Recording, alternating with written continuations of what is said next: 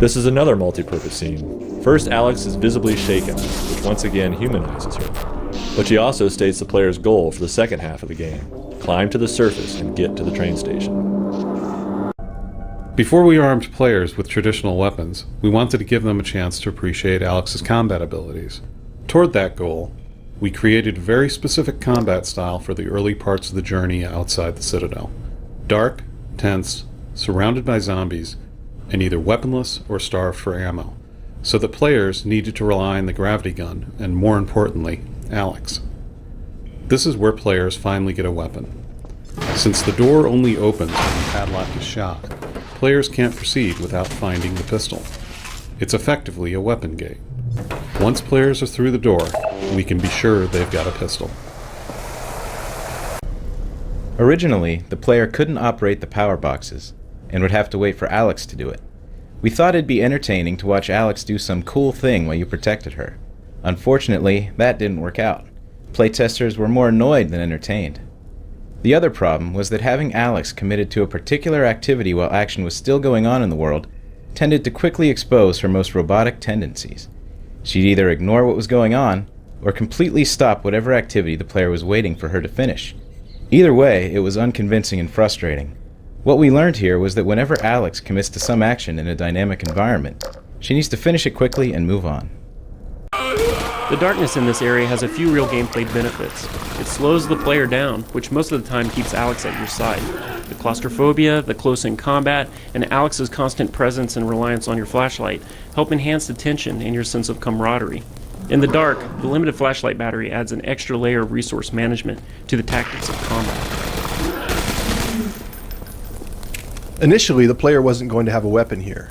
The combination of no weapon and near total darkness forced the player to use the flashlight to direct Alex's fire. We liked the idea that you could interact with Alex in a meaningful way, using elements that were already built into the interface. Unfortunately, playtesters didn't like not having a weapon, so we added weapons back in. Luckily, it turned out that, even armed, players tended to still use and enjoy the flashlight mechanic. If you don't like Alex, you're not going to have much fun with Episode 1, so Alex being likable was one of our most crucial design goals. Little moments like the Zombine joke are designed to make Alex more endearing. Since we like to multitask, it also had the practical purpose of introducing a new monster. The success of the scene relied on a combination of dialogue, voice acting, and animation. Surprisingly, lighting was really important too. Under red light, Alex's self-deprecating groan looked more like she was sneering at the player for not getting the joke. Changing the lighting to blue and then adjusting the direction of the light so that it changed the shadows on her face fixed the problem. Crap. It's important that monsters get very deliberate introductions, since players are going to interact with them a lot. Generally, we let the player first see a new monster in a safe environment, so they can start thinking about it before they have to fight it. The soundtrack here was created for the introduction of a new adversary, the Combine Zombie, or Zombine. Discordant guitar tones and bends and a lo-fi fast beat work in the background of this encounter to create an off-balance and disturbing mood.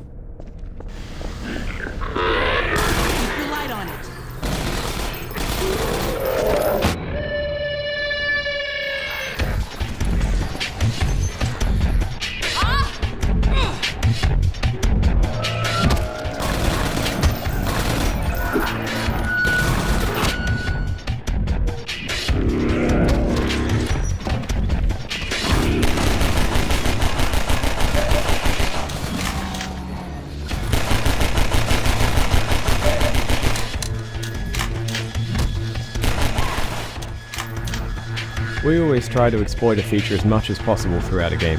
For instance, these flares. They're an exploration reward, they've got a simple, satisfying interaction with the gravity gun, and they're a good tactical alternative to the flashlight.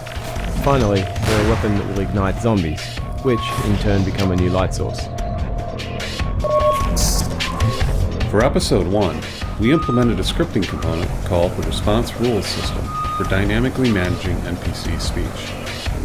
We wanted to take NPC speech out of the hands of the programmers and let the writers control it. The writers were able to set up a wide range of situationally triggered character responses. For instance, Alex has different reactions to different enemies, can warn the player of danger, calls for help when she's mobbed, and will ask for light. The combat responses worked out great.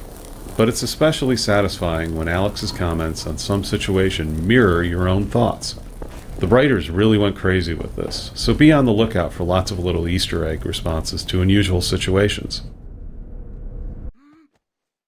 Poison headcrabs are ideal for ambushes, because they startle you but can't actually kill you. Here, after a series of right-hand turns, you round a corner into a dead end. While you're cracking open a box of goodies, you're ambushed by poison headcrab. Constructing the ambush this way increased the odds that you wouldn't see the crab, but you would hear it just in time to turn around as it leapt at your head. The antlion hole training is unusual because it requires the player to learn a new skill in combat. This is a rare case where training occurs under duress, so Alex states the problem and helps in the fight without giving away the solution.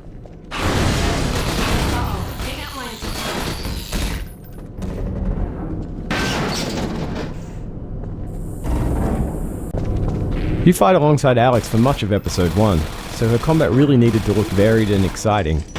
We especially wanted to get her into some kind of convincing physical contact with her enemies. We'd always wanted to do this kind of dynamic character interactions, but getting the NPCs into position for their interactions has a pretty wide-ranging set of problems.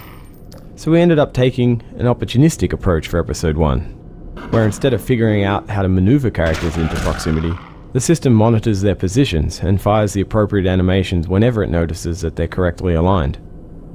Given how well these interactions worked out between Alex and zombies, headcrabs and antlions, we're really looking forward to extending this kind of behavior to all of our NPCs. This 3-level parking garage is where the antlion burrow training pays off. Because we've taught the player the burrow blocking mechanic earlier in a less hectic environment, the problem here becomes not what to do with the burrows, but where to find the cars to block them while fighting off a horde of antlions. The burrows themselves went through several iterations. At first, playtesters had a hard time seeing them, and once they'd push a car onto one, they often weren't sure if the hole was actually sealed. We eventually solved both of these problems by adding a particle effect to the burrows. This effect makes them recognizable even at a distance, and its absence is a clear indication that the burrow is blocked. We generally design and prototype the basic gameplay in a level before we apply much art to it. Throughout the first several months of playtesting this garage map, the geometry was nothing more than basic shapes and textures. After we finalized most of the gameplay elements, we began to flesh out the visuals for the area. For this level, we left the office and took reference pictures of various garages. From these shots, we pulled out everything we liked and that we thought we could pull off well. We combined these visual highlights into what we call a style guide map, which is a standalone map with no gameplay that we use strictly as visual reference. For this level, we actually made 2 style guides, one a destroyed garage, the other intact. After the look was established, we brought the playable map's visual quality up to the level of the style guides. Often a map's geometry needs to be changed as the art goes in because areas that worked in the abstract version no longer make sense in a map that now looks like a real place. For instance, the side rooms where 2 of the cars are hidden were moved several times in order to make them feel more naturally part of the parking garage. Episode 1 is our first project to use HDR lighting heavily in dark indoor environments. The interaction between the flashlight and the auto exposure calculations done for HDR presented a real technical challenge.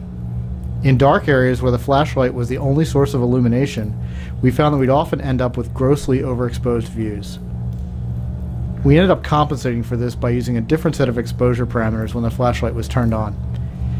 In particular, we drastically shrunk the region of the screen examined for exposure calculations, which permitted us to concentrate only on the much smaller area lit by the flashlight. Our art and gameplay standards encourage players to build a visual dictionary that defines how they expect things to work in the Half-Life world. For instance, even though the door to the power box room is metal, and would probably have a metal crossbar holding it shut, we barred it with a wooden plank. Because we've been consistent throughout the game, the player should recognize that a wooden plank can be both broken and manipulated with a gravity gun, properties that wouldn't be immediately apparent about a metal bar. Shine your light on that thing! We're really happy with the Zombine's grenade behavior. It adds sudden danger spikes to the zombie horde, which force players to quickly reprioritize the targets. And since the player can grab a grenade out of the Zombine's hand with a gravity gun, these danger spikes can be converted into offensive opportunities. This kind of turnaround skill shot creates some dynamic, satisfying hero moments for the player. Originally, we didn't allow the player to snatch zombie grenades because we felt it broke the fiction of the gravity gun. If players could grab a zombie grenade, why couldn't they grab the Combine soldiers' guns? After playtesting the grenade steel though, fun won out over consistency. In early versions of the episode, Alex was much more vocal about giving the player hints. However, playtest showed it was much more satisfying for the players when Alex stated a goal and then stepped aside until that goal was accomplished. Because of that feedback, almost all of Alex's hint lines were cut. Eventually, though, we discovered through more playtesting that although players didn't like having Alex hand them unsolicited hints, they did want to be able to explicitly request help from her. So we added some of the hint dialogue back in, but it's only accessible at the player's request by Plus using Alex. Light that thing up! Unfortunately, we learned these hint lessons late in the development cycle and didn't have time to properly train players for this feature. We plan to integrate the hint on demand dialogue more thoroughly in future episodes. This area is the dramatic culmination of all the lightless combat that comes before it. We wanted to create a dynamic fight that lasted several minutes while you waited for the elevator to arrive. The first iteration of this battle was very different from what we eventually shipped. The space was larger, had water in it, and wasn't completely dark. Water is relatively expensive performance-wise, so we cut that in favor of more zombies. We made the level smaller to ensure that the player would see the elevator and recognize the problem that needed to be solved before the fight started. We killed the lights both to enhance tension and to make the scene a final test of the dark fighting skills that the player develops over the course of the episode. Finally, we added a wire running along the ceiling from the elevator to the power box to give players a guide as they familiarize themselves with the area.